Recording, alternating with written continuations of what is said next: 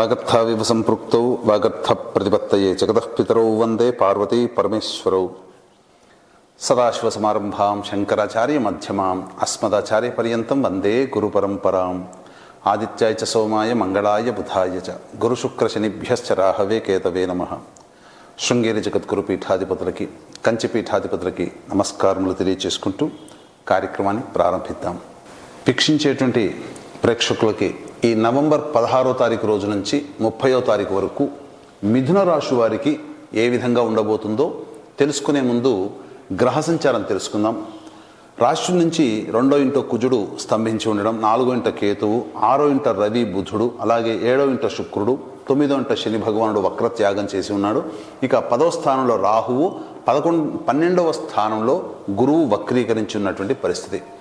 ఇక గమనించుకున్నట్లయితే ఈ యొక్క మిథున రాశి వారికి గ్రహ సంచార ప్రభావము అనుకూలంగా లేదు, కానీ గ్రహాల యొక్క అనుగ్రహం సంపూర్ణంగా ఉంది. ఈ తేడా గురించి మీకు తెలుసుకోవాలంటే ఈ కార్యక్రమంలో మీరు చూడండి, చాలా మటుకు మీకు అవగోచరం అవుతుంది.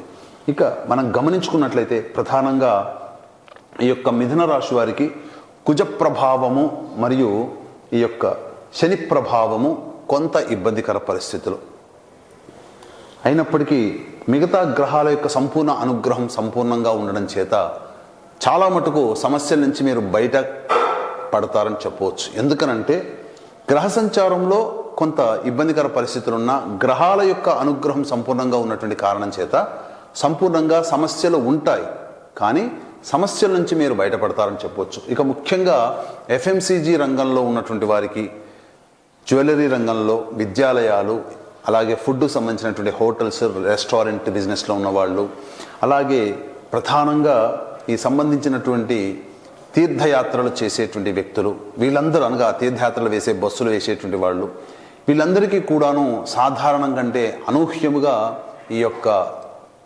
సంవత్సరం వరకు కూడా మంచి శుభ ఫలితాలు పొందుతారని చెప్పవచ్చు. వ్యాపార విస్తరణకి అనుకూలంగా ఉండేటువంటి సమయం, వ్యాపార విస్తరణ చేస్తారు, లేదా ఉన్న వ్యాపారము బాగా అభివృద్ధి జరుగుతుందని చెప్పవచ్చు.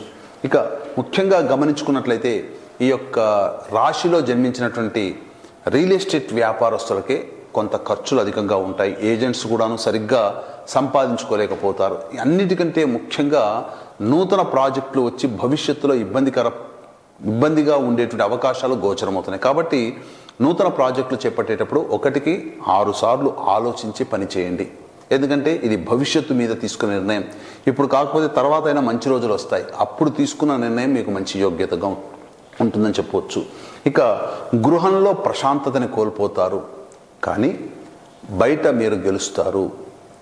అయితే ఇక్కడ గమనించాల్సింది, అధికారుల యొక్క అండదండలు ఉండడం వలన ఉద్యోగస్తులు చాలా మటుకు సేఫ్ సైడ్లో ఉంటారు. ప్రమోషన్లు పొందే అవకాశాలు గోచరమవుతున్నాయి. ప్రమోషన్ సంబంధించినటువంటి వాటిలో పాజిటివ్ రెస్పాన్స్ అనేటువంటిది వస్తుంది. ఇక నిరుద్యోగస్తులకి ఉద్యోగములు లభించే అవకాశాలు గోచరమవుతున్నాయి.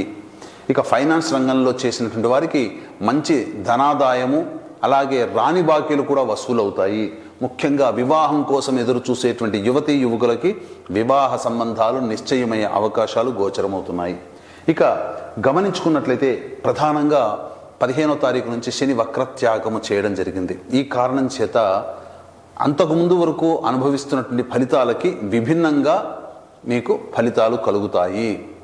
కొంతమందికి ఈ శని వక్రంలో ఉన్నప్పుడు కొన్ని రాశుల్లో జన్మించినటువంటి వారికి ఇబ్బందికర పరిస్థితులు, వాళ్ళకి ఇప్పుడు శుభ పరిణామాలు చోటు చేసుకోబోతున్నాయి. ఈ శని వక్రగతిన ఉన్నప్పుడు కొన్ని రాశుల్లో జన్మించినటువంటి వారికి అవయోగాలు కలిగాయి, ఇప్పుడు వాళ్ళకి శుభయోగాలు కలగబోతున్నాయి. కాబట్టి ఇంతవరకు గత 2 నెలలుగా ఇబ్బంది పడుతున్న వాళ్ళకి శుభము చేకూరుతుంది.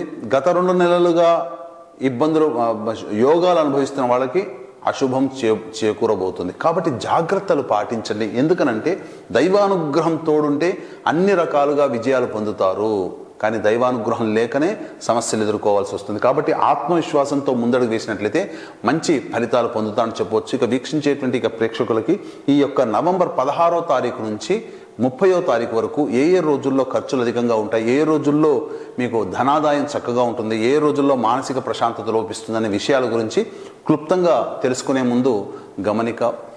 ఈ యొక్క కార్తీక పౌర్ణమి నవంబర్ 15వ తారీఖు రోజున సందర్భంగా త్రిపురాసులను సంహరించినటువంటి క్షేత్రము త్రిపురాంతకం.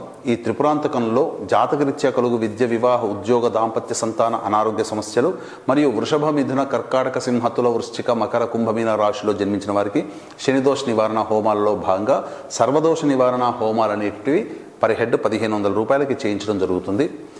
అవకాశం ఉన్న వాళ్ళు కార్యక్రమ తదనంతరం కాంటాక్ట్ చేసి పూర్తి వివరాలు తెలుసుకోవచ్చు. ఇక తండ్రి వైపు 6 తరాలు, తల్లి వైపు 3 తరాలలో ఏవైనా దుర్మరణాలు ఉన్నా, అనగా road accident, fire accident, suicide attempt, నదిలో బావిలో పడి చనిపోవడం, ఇంట్లోంచి వెళ్ళిపోవడం, లివర్ ఫెయిల్యూర్, కిడ్నీ ఫెయిల్యూర్, క్యాన్సర్తో చనిపోవడం, అలాగే 60 ఏళ్ల లోపల ఏ విధంగా చనిపోయినా ఆత్మ మోక్షాన్ని పొందదు. దీనివలన కుటుంబంలో అనేక రకాల సమస్యలు అనుకున్నవి జరగకపోవడం అనేటువంటివి ఉంటాయి. కాబట్టి ఈ నవంబర్ 25వ తారీఖు రోజున ఆఖరి కార్తీక సోమవారం సందర్భంగా పితృదోష నివారణ పూజలు, హోమాలు అనేటివి మన పీఠం ఆధ్వర్యంలో జరగబోతున్నాయి. వీటి వివరాలని మీరు కార్యక్రమ తదనంతరం తెలుసుకోవచ్చు. ఇక గమనించుకున్నట్లయితే 18, 19, 20వ తారీఖుల్లో ఈ మిథున రాశి వారు పెండింగ్ పనులని పూర్తి చేసుకుంటారు. అంటే పెండింగ్ పనులు అని అంటే ఏంటి?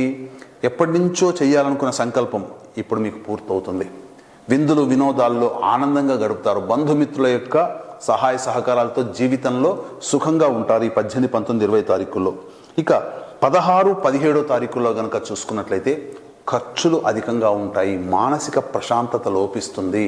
ఒక జిగ్జాగ్ లాగా అనిపిస్తుంది. ఏ పని చేయాలన్నా మనసు ఉత్సాహంగా ఉండకపోవడము, ఖర్చులు తోడై ఎక్కువగా మానసికమైనటువంటి టెన్షన్స్తో కూడుకున్న జీవితం 16, 17 తారీఖుల్లో ఉంటుందని చెప్పవచ్చు. ఇక 21, 22వ తారీఖుల్లో కనుక గమనించుకున్నట్లయితే కుటుంబ సభ్యుల మధ్య కలహాలు జరుగుతాయి. కాబట్టి వాక్కుని ఎంత అదుపులో ఉంచుకుంటే అంత శుభ ఫలితాలు పొందుతారని చెప్పవచ్చు. ఇక 23, 24 ఈ తారీఖులలో రాని బాకీలు వసూలవుతాయి. మీ యొక్క అవకాశాలు మీకు మెరుగుపడతాయి. అలాగే మీ అవసరాలకి బంధుమిత్రుల సహాయ సహకారాలు తోడవడం వల్ల మీకు ఆ యొక్క అవసరాలన్నీ కూడా తీర్చుకుంటారు. ధన రాబడి కూడాను మీకు అధికంగా ఉంటుందని చెప్పవచ్చు. ఇక 25, 26, 27 తారీఖుల్లో వాహన మరమ్మతులకి, గృహోపకరణాలకి ఖర్చులు అధికంగా ఉంటాయి. తల్లిగారి ఆరోగ్యం పట్ల శ్రద్ధ వహించాల్సినటువంటి పరిస్థితి. వాహనాన్ని నడిపేటప్పుడు కూడాను జాగ్రత్తలు పాటించాలి. ఇక 28, 29వ తారీఖుల్లో మీ ఆరోగ్యం పట్ల శ్రద్ధ వహించాల్సినటువంటి పరిస్థితి. ఆలోచనలకే పరిమితమై మీరు ఏ పని కూడాను ముందుకు తీసుకొని వెళ్ళలేకపోతారు. కావున జాగ్రత్తలు పాటించండి. ఇక 30వ తారీఖు రోజున మీరు కోరుకున్నటువంటి విధంగా ఈ యొక్క మాసము ఆఖరి రోజున ధనాదాయం చక్కగా ఉంటుంది. మీ యొక్క అవసరాలు తీరుతాయని చెప్పవచ్చు. కాబట్టి ఏది ఏమైనప్పటికీ కూడాను ఇవన్నీ చెప్పబడేటువంటి ఫలితాలన్నీ కూడాను గోచారరీత్యా రాశిని అనుసరించి చెప్పబడేటువంటివి.